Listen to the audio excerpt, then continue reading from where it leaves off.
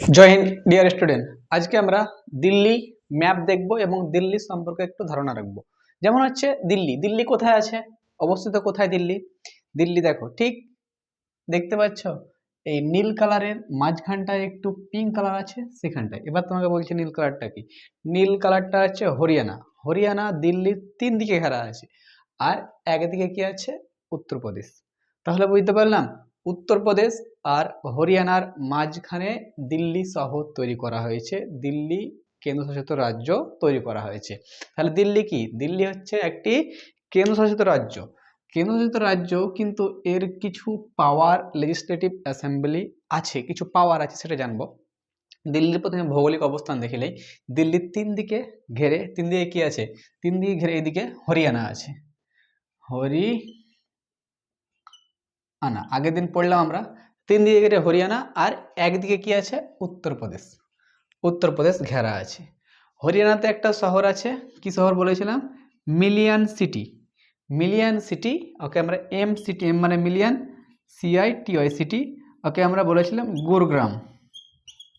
গুরগ্রাম এটা সব থেকে ডেভেলপমেন্ট দিল্লির সাইডে আছে তার জন্য। আর উত্তরপ্রদেশের সামনে আছে নয়ডা। উত্তরপ্রদেশের পাশে কি আছে, নয়ডা। এই সাইডে কি আছে, নয়ডা। নয়ডা এই সাইডে যেরকম উন্নত গুরগ্রাম, ঠিক একই সাইডে উন্নত হচ্ছে উত্তরপ্রদেশের এই সাইডটা হচ্ছে যে কি, নয়ডা। নয়ডা উন্নত। এবার আমরা দিল্লি সম্পর্কে পড়তে শুরু করি। দিল্লি একটি কেন্দ্রশাসিত রাজ্য। কেন্দ্রশাসিত রাজ্য এর বিশিষ্ট হচ্ছে ভৌগোলিকে কিন্তু সেরকম কোনো অবস্থান নেই, শুধু রাজধানী আর পাহাড়ি আছে। তাও কোথা থেকে গেছে, রাজস্থান থেকে। এই রাজস্থান থেকে রাজধানী আর পাহাড়টা দিল্লি অবধি গেছে, একটু উঁচু পর্যন্ত। এবং সেই পাহাড়ে কি আছে, নিবাস মানে রাষ্ট্রপতি ভবন সব আছে ওই নিবাসে। এবং কোথায়, সব পৃথিবীর সব থেকে পুরাতন পর্বতমালা হচ্ছে আরাবল্লী পর্বতমালা, তার একটু নিশানি এই ধারে পাশে একটু গেছে, সেটা হচ্ছে পাহাড়। দিল্লি যদি পাহাড়ের উপরেই থাকতো, দিল্লিতে জল কি করে জমতো? ওটা পর্যন্ত জল জমে যাচ্ছে রাস্তাঘাটে। দিল্লিতে জল, দিল্লিতে জল। আমার নিউজ পেপারে সারা দিন রাত শুধু খালি দিল্লির খবর, উত্তরপ্রদেশের খবর আর বিহারের খবর। এই 4টা খবর শুধু খালি আবার ঝড় হিন্দিতে পেয়েছে তো বলতে থাকছে। ঠিক তাহলে আমরা বেশি ই করবো না, আমরা দিল্লি। দিল্লি এর রাজধানী কিন্তু, এখন ভারতের রাজধানী কি, দিল্লি। আর দিল্লির কেন্দ্রশাসিত রাজ্য কি হবে, দিল্লি হবে।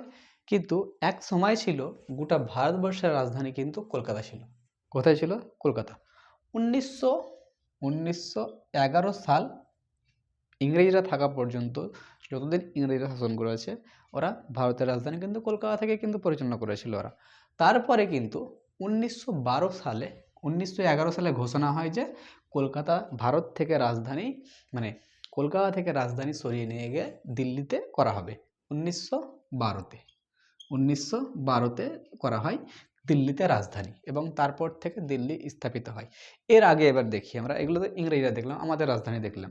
সব থেকে মানে ইতিহাসে সব থেকে গুরুত্বপূর্ণ স্থান হিসাবে দিল্লি শাসন, মানে যত সব শাসন হয়েছে, মানে মধ্যপ্রাচ্য থেকে যতই মুসলিম শাসকরা এসছে, সবাই কিন্তু দিল্লিকে বেশি গুরুত্বপূর্ণ দিয়েছে, কারণ দিল্লি থেকে শাসন করতে সুবিধা। এই সাইড থেকে দিল্লি শাসন করতো, এপাশে পাঞ্জাব, হরিয়ানা, হিমাচল প্রদেশ, জম্মু কাশ্মীর, লাদাখ শাসন করা হতো। এই সাইডে চলে যেত উত্তরপ্রদেশ, বিহার, ঝাড়খণ্ড, বেঙ্গল, একবারে পুরো পূর্ব বাংলা শাসন হয়ে যেত। আর এই সাইডে চলে যেত পুরো একবারে লাহোর, পাকিস্তান, আফগানিস্তান চলে যেত। আর এই সাইডে নিচে দক্ষিণ ভারত একবারে সেন্টার পয়েন্ট ছিল।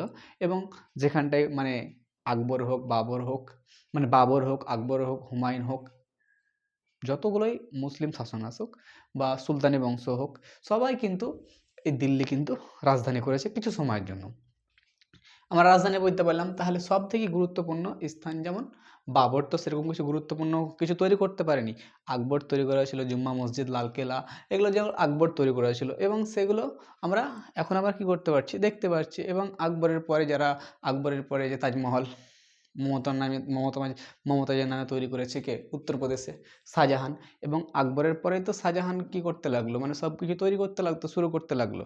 মানে বাবর তো কিছু টাইমই পায়নি, ও তো যুদ্ধ করতে এপার যেতে ওপার যেতে শেষ। তারপরে গ্রেট রাজা হিসেবে পরিচিত হয় আকবর। আকবরের পরে হুমায়ুন আসে, ও বেল হয়ে যায়। হুমায়ুনের পরে কি আসে, শাহজাহান আসে, এবং প্রত্যেকটা জিনিস তৈরি করে এখানটায় উত্তরপ্রদেশে। তাজমহল তৈরি করে, ও যদি বেঁচে থাকতো তো ওর সাদা তাজমহলের পাশে আর একটা বলছে কালো তাজমহল তৈরি করতো। সে বলছে আমি অত ইতিহাসে ঢুকতে যাব না। তাহলে এখানটায় সবথেকে গুরুত্বপূর্ণ হচ্ছে পুরাতন দিল্লি। সবথেকে মুঘলদের যদি সব কিছু দেখতে চাও, পুরাতন স্থান মানে লালকেল্লা, জুম্মা মসজিদ সব পুরাতন দিল্লিতে আছে। আর নতুন দিল্লি এখন সাধারণ জনগণের জন্য খুব ভিড় বিস্তি হয়েছে নতুন দিল্লি। আর যেটা নেতা মন্ত্রী যেখানটায় থাকে সেটা হচ্ছে যে অ্যাডমিন লুটিয়ান দিল্লি, যেটা অ্যাডমিন লুটিয়ান এবং বেকাট দুজনে মিলে এই দিল্লি শহরটা স্ট্রাকচার তৈরি করেছিল। এবং নেতারা সেখানে এখানে রাষ্ট্রপতি ভবন, পার্লামেন্ট, লোকসভা, রাজ্যসভা সব ওখানটায় বসে। ওখানটায় কি বসে? ওখানটায় বসে।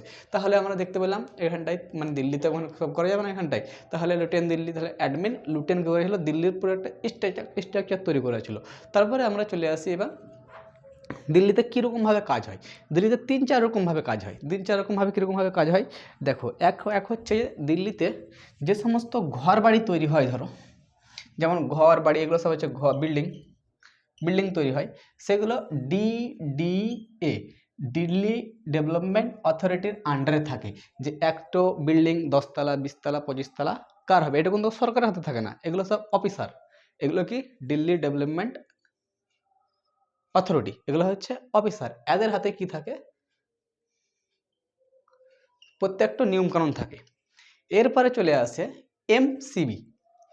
এমসি হচ্ছে মিউনিসিপ্যাল কর্পোরেশন দিল্লি।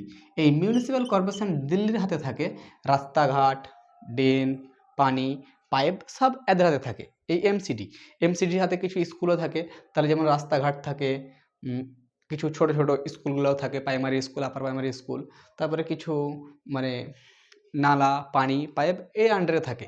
এরপরে চলে যাচ্ছে বিধান পরিষদ। এটা যে ছিল এখানটায় কিন্তু একমাত্র কেন্দ্রশাসিত রাজ্যেই বিধানসভা ছিল এখানটায়। এর কাছে কিন্তু বিধানসভাতে পুরো পাওয়ার দেওয়া হয়নি। যেমন হচ্ছে জমি, ল্যান্ড পাওয়ার কিন্তু বিধানসভার হাতে নাই, পুলিশ পাওয়ার বিধানসভার কাছে নাই।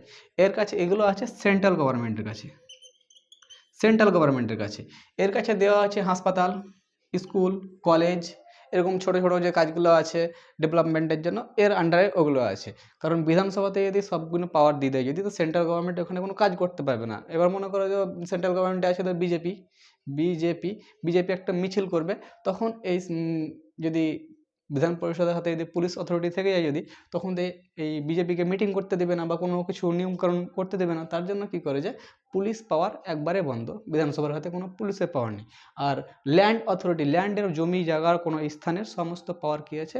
হচ্ছে কেন্দ্র সরকারের কাছে। তাহলে করকমের দিল্লিতে ক রকমের শাসন হয়? 4 রকমের শাসন হয়। একটা হচ্ছে অফিসার শাসন, কোন বাড়িঘর কী করবে না করবে। আর একটি হচ্ছে যে এমসিডি শাসন, মানে রাস্তাঘাট, বাড়িঘর কত বড় হবে, চওড়া হবে, কতখানি ফুট ছাড়বে, এগুলো কিছু হচ্ছে এমসিডি, ওটা হচ্ছে পৌরসভা। আর একটা হচ্ছে বিধানসভা। এ দেখে কি দেখে? স্কুল দেখে, স্বাস্থ্য দেখে এবং পরিষ্কার পরিচ্ছন্ন হচ্ছে কি হয় না, ব্লিচিং পাউডার মারা, এগুলো হচ্ছে বিধান পরিষদের কাজ। আর সেন্ট্রাল গভর্নমেন্টের কাজ কি? সেন্ট্রাল গভর্নমেন্ট হচ্ছে জমি জায়গা রেজিস্ট্রি আর হচ্ছে পুলিশ ব্যবস্থা, এগুলো হচ্ছে। আর কিছু কিছু সেন্ট্রাল গভর্নমেন্টের স্কুল, সেগুলো সেন্ট্রাল গভর্নমেন্টের হাতে থাকে। এই হিসাবে দিল্লিকে কিন্তু সাজা হয়েছে। এবার দিল্লিতে আরেকটি গুরুত্বপূর্ণ কথা হচ্ছে যে দিল্লি খুব একটা যে বড় এলাকা সেরকম নয়। দিল্লি একটি ছোট শহর। এই শহরের মধ্যেই মানে স্পেশালভাবে ডিডিএ তৈরি করা হয়েছে যেন বাড়িঘর ঠিকভাবে তৈরি হয়। তো দিল্লি একটা কেন্দ্রশাসিত রাজ্য। 1911 সালে কিন্তু পুরো ভারতের রাজধানী ছিল এবং 1911 পর ঘোষণা করে যে ভারতের রাজধানী দিল্লি হবে। তখন থেকে কিন্তু ভারতের রাজধানী দিল্লি আছে। এরপরেও যদি পরিবর্তন করার চেষ্টা করে তো সেন্ট্রাল গভর্নমেন্ট সেটা করতে পারে। সেটা আগে আমরা পড়িয়ে দিয়েছি, আমরা সংবিধানে পড়িয়ে দিয়েছি সেন্ট্রাল গভর্নমেন্টে যে রাজ্যের নাম পরিবর্তন করতে পারে, না পরিবর্তন করে আমি সংবিধানের ক্লাসে আমি বলে দিয়েছি। এরপরে নেক্সট আমরা এরপরে দেখতে পাবো আমরা গুজরাট। পরের আমরা যে রাজ্যটা পড়বো সেটা হচ্ছে গুজরাট। জয় হিন্দ।